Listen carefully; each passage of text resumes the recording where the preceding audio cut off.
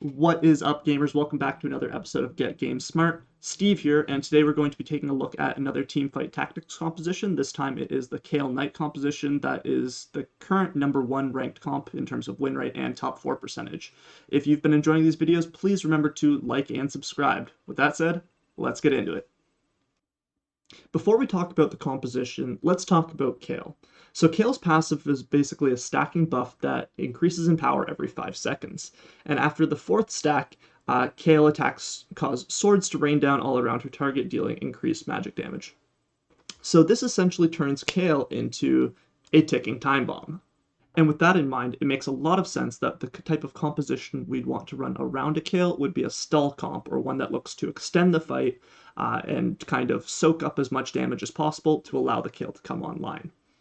So this composition has been at the top of the ladder according to Tactics Tool for about the last week or so. And obviously it's got an incredible top 4 rate of 62.5% or whatever. I think that's a little bit misleading, guys, to be completely honest, because the fact is if you get this composition in, you're already in the top 4 most of the time. It's quite like a late game composition, and you can't just say, I'm going to run this composition every time, because the reality is you just won't make it to the end of the game if that's the case. But with that being said, it is an extremely powerful composition, a place rate under 4, which is absolutely absurd. And the craziest thing about it is that its win rate is actually over 22%, 22.4% as of the time I'm recording this video. So that's absolutely bonkers, guys. This could very well be the strongest composition in the entire set that we will ever see. So yeah, let's talk a little bit about what makes it so strong. Obviously, Kayle is very strong, and she is going to be the primary carry in this build. As far as itemizing Kayle, they recommend the Ginsus and GA and the Shadow Hodge. I think that those are the best items. I think that the order I would put them in is slightly different. I would actually prioritize the GA as like the most important. And the second highest priority I would say is a healing item. Shadow Hodge is the superior healing item. The other alternative would be a Hextech Gunblade. And then the Ginsus is like obviously a very, very, very good item on Kayle because she gets up to that 4+ attacks per second or whatever, and all of a sudden she is invulnerable more often than she is not, just because of her passive as well. So obviously Ginsu's is very good as well. As far as the other items go, they're not super important, but basically you want Kayle items and you want tank items in this build, because everyone else's purpose is basically just to extend the fight for the Kayle. As far as when you should play this build, I would recommend that you play it anytime you actually want to come first and win a game. But in all seriousness, there's kind of 2 trains of thought on this, and either you can go into the game and kind of be forcing this very late game composition, and the way that you would do that is sort of by stacking up all of your knights and playing knights rangers with Varus as your item holder for your Kayle. And the other idea on how to play Kayle is basically you're playing whatever your normal build is, or you're playing a normal game, and then you happen to high roll a Kayle, or you're in the late game and you end up transferring your items over to a Kayle. And that's actually what we see in the example game. In the example game, we actually got a super early Coven at 2/2, as well as a high roll Nunu. So we had a bunch of options, and we actually end up playing the Nunu and both the Abomination and the Coven through the mid game. As far as piloting the mid game goes, it's gonna look very different game to game, and it's obviously going to fluctuate quite a bit depending on what you're doing to survive the mid game, because this comp isn't really one that we put in the mid game, right? It's very much a late game comp. So in the example games, I actually choose to play a Spellweaver Abomination throughout the mid game, and I'm kind of focused in on that. If you guys saw my Spellweaver Abomination guide, it was the last video I posted. It's a very, very strong build right now, and I think it's going to remain quite strong for the foreseeable future. So definitely go back and check that guide out. It is very abusable right now. But I was actually quite content with just kind of running this Spellweaver Abomination build. But I also thought to myself that my items actually are looking pretty good for Kayle as well. So while this Abomination Spellweaver might be good for a top 4, if I actually want to win, I might have to be thinking about the Kayle as well. For people that really like to have a game plan prior to the game and that don't like to play flexibly, I can totally relate. I totally can understand, especially when you're learning a game. So one thing I would recommend that if you want to force this composition, the way that you do it is basically by picking up all of your knights throughout the early game, as well as rangers. So the reason that we're picking up knights is obviously because they're going to fit into our late game build of 6 knights plus Kayle.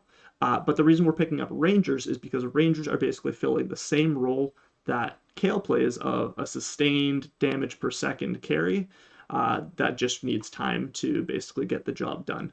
And specifically, Varus is great for this because he does very well with the Ginsus because he is doing extra damage based on his passive each time he hits somebody. So he's got extra on-hit damage, which obviously does well with attack speed, but also he's got the redeem tag. So here's an example board for what your board might look like at level 6, and this is like a pretty low roll board, right? There's only actually one 3 cost in here, and that's the Ash. It could just as easily be a Vayne or something just to give the Ranger tag.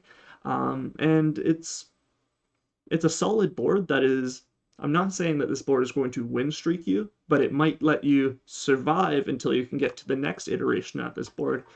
For example, this is a level 7 board where we've just swapped out the Poppy for a Taric. That's activating the Verdant, and we're also throwing in a Rel as well. So if you can high roll the Rel, that's going to activate the 3 Redeemed as well as Ironclad, and all of a sudden we can start to see how this board might take us to a place where we can survive long enough basically to get to level 8 and find a Kayle.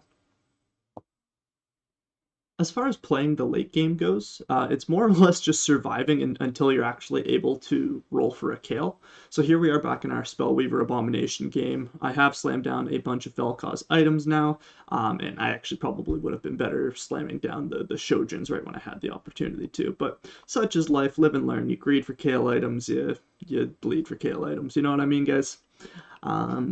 But anyways, we eventually do hit our Kayle, and here we are doing the full change of basically our whole lineup.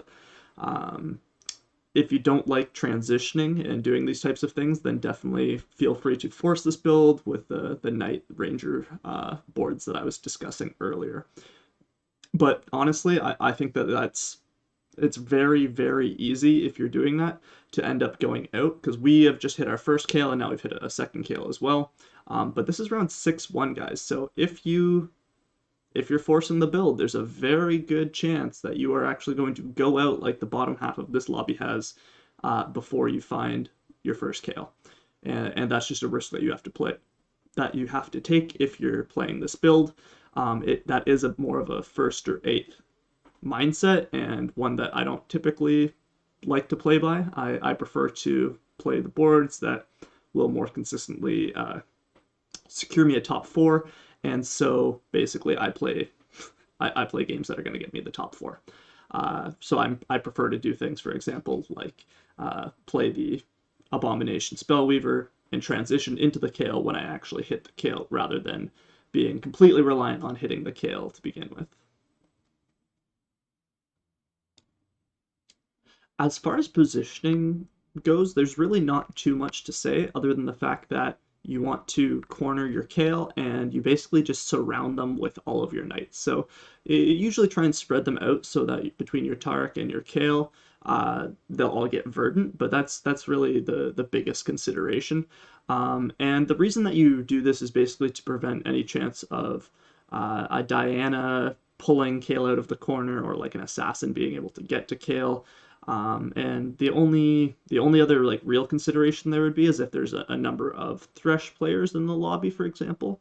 Maybe you would actually pull your Kayle right out of the corner and like into like the middle position, or just next to the corner rather, just to be safer from the Thresh. But most of the time the Kayle is going to be in the lobby, and you're just going to have all of your knights surrounding it to make one big buffer.